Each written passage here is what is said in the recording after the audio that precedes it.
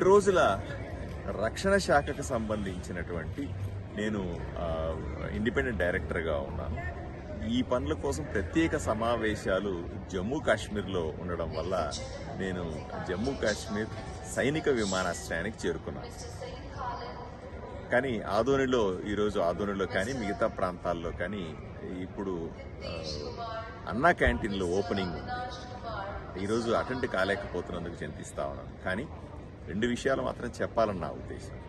ఒకటి, గతంలో ప్రభుత్వం జగన్మోహన్ రెడ్డి గారు అధికారంలోకి వచ్చిన తర్వాత అప్పుడు ప్రశాంతంగా జరుగుతున్నారు.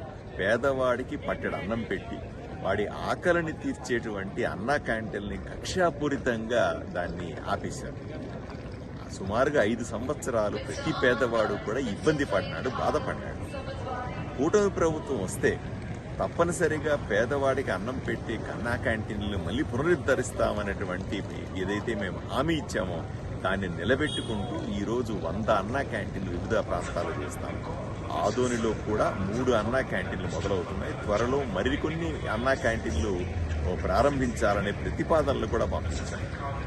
ఏది ఏమైనప్పటికీ కూడా ప్రియతమ ముఖ్యమంత్రి చంద్రబాబు నాయుడు గారి నాయకత్వంలో, శ్రీ పవన్ కళ్యాణ్ గారు ఉప ముఖ్యమంత్రి గారి నాయకత్వంలో కూటమి ప్రభుత్వం అనుకున్నది అనుకున్నట్టుగా, చెప్పింది చెప్పినట్టుగా ప్రజలకు అన్ని హామీలు నెరవేర్చే ప్రయత్నంలో 100 రోజులు మేము పరిపాలన పూర్తి చేసుకున్నాం. ఈ 100 రోజుల పరిపాలన అద్భుతంగా ఉందని ప్రజలు చెప్తా ఉన్నారు. ఏవేవైతే ప్రజలకు మంచి చేసే కార్యక్రమాలు ఉన్నాయో, ఏవేవైతే ప్రజలని సంతోషపెట్టే కార్యక్రమాలు ఉన్నాయో, ప్రజలకు ఉపయోగపడేటువంటి పథకాలు ఉన్నాయి, వీటన్నిటినీ ఒక్కొక్కటిగా పూర్తి చేసుకుంటూ మరింత ప్రజల దగ్గరకు అయ్యే ప్రయత్నం చేస్తా ఉన్నాం.